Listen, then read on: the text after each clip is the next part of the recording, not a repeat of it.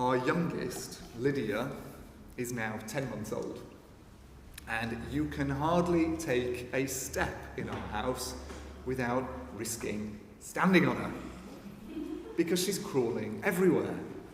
I put her down on the floor in the lounge, and if I go to the kitchen, before you know it, she is there by my feet. But it wasn't always that way. Up until pretty recently, she wasn't crawling at all. And lots of other children that we knew of a similar age had started crawling long ago. And yet Lydia had resolutely decided that it wasn't for her. No, thank you very much. And so we were starting to wonder, is she ever going to bother crawling? Or are we still going to be carrying around as a teenager? But bit by bit, in her own good time, it happened. And the same is now starting to happen with standing. A little help propping her up or holding her hands, and she's there, wobbly, but still standing on her own 2 feet. And we get some of that message in our reading today from Luke. It's described as the parable of the barren fig tree. A man has planted a fig tree in his vineyard, and for the next 3 years, he keeps on coming to it, looking for fruit. But each year, he finds nothing. So he says to his gardener, "Cut it down.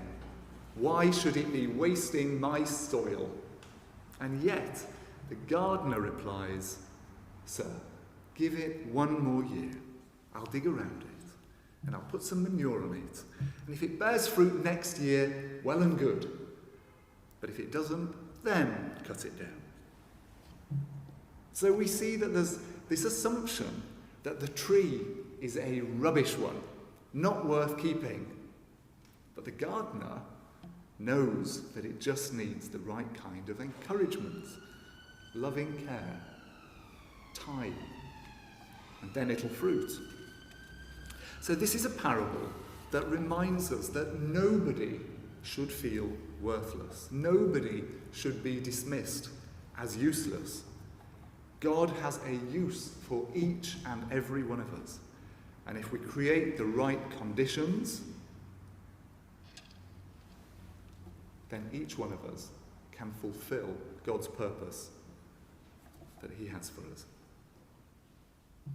I was preaching just now at Barkingside, and in the car on the way here, on the radio, was a song from Disney's Mulan, which has in the lyrics, "How high will the sycamore grow? If you cut it down, then you'll never know." We know we mustn't dismiss people, cutting them down early. We should let them grow, because they might grow to be incredible. So it's a simple message from the parable, but there is another element to it too, a flip side of the coin. On the one hand, we see this loving reassurance that God gives us. Everyone has a purpose. God will give everybody a second chance to fulfill it. But on the other side, we learn that remaining useless will lead to our ultimate ruin. If despite being given our life in this world and the opportunities to know and work for God, if despite all that we still sit on our hands and we fail to act, then we'll be cut down. We'll have used up our second chance.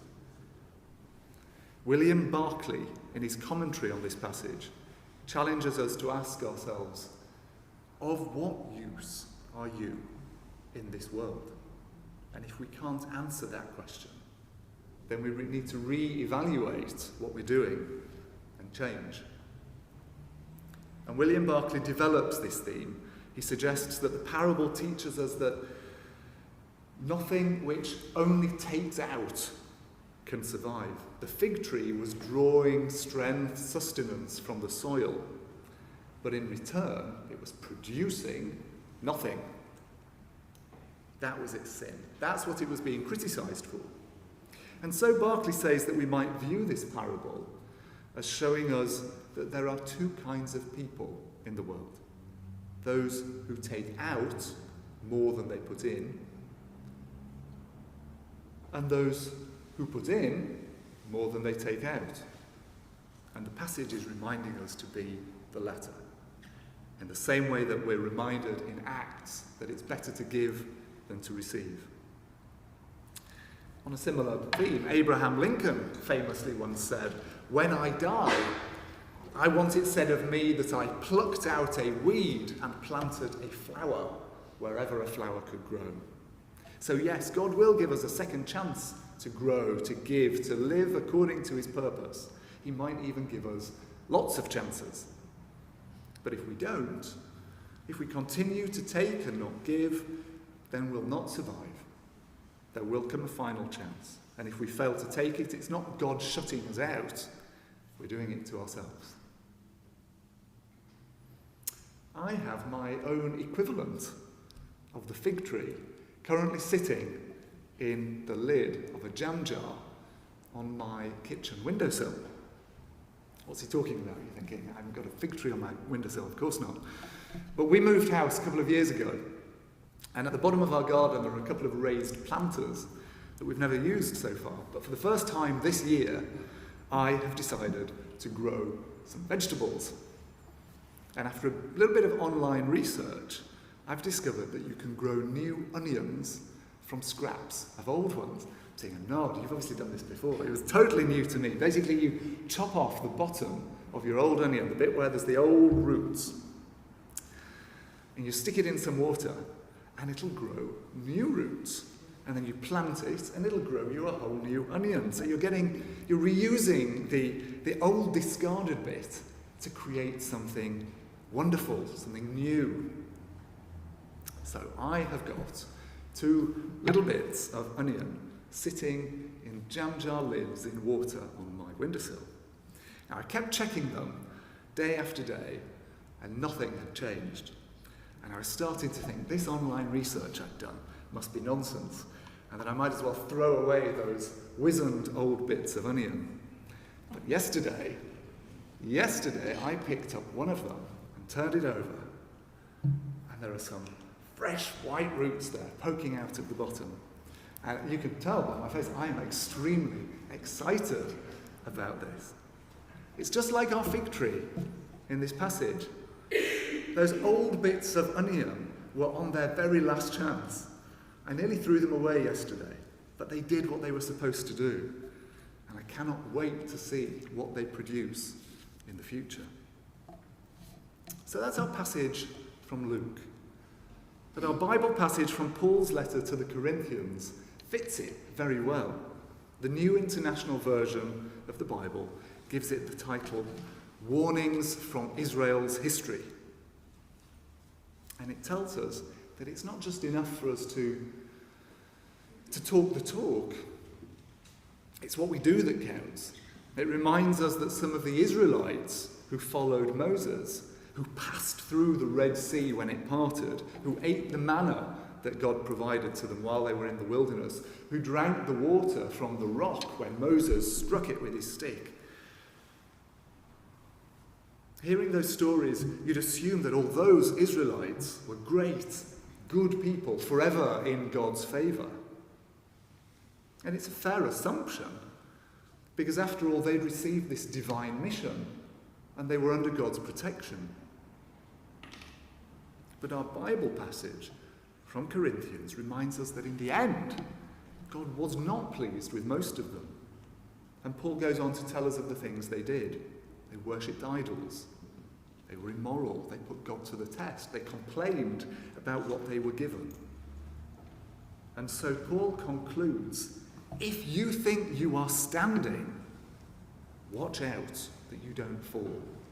If you think you're standing, watch out that you don't fall. And bringing that back to our fig tree, it's a reminder. You might be standing there taking from the soil right now and enjoying it. But watch out, because if you don't fulfill your purpose, then you won't be standing there for long. But with that message, the passage also ends by encouraging those of us who might feel weak in the face of temptation, that God will always be there for us and see to it that we are not tempted beyond our own strength. Sometimes when we're being tempted, that might feel hard to believe. And at those times, there's nothing we can do but trust in God and seize his help when it comes. We think back to the hymn we've just sung, Will Your Anchor Hold? Or back to our first hymn, O Jesus, I have promised, where in the first verse we sing, I shall not fear the battle if you are by my side, nor wander from the pathway if you will be my guide. That help will come, but we have to take it.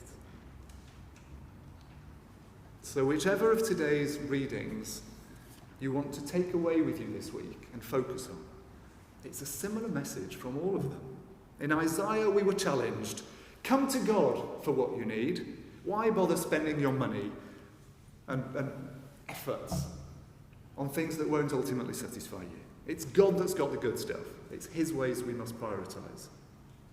In Luke, we're reminded that everybody is valuable and has a purpose. God gives second chances and we should take them. And in Corinthians, we're told that we can't rest on our laurels. We might be standing right now, but unless we continue to live God's purpose out for us, we might not be standing forever. So maybe the way to bring all of those three passages together is by asking ourselves that one deceptively simple question that William Barclay asked in that commentary we looked at earlier. Of what use are you in this world?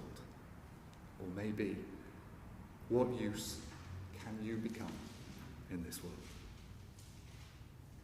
Amen.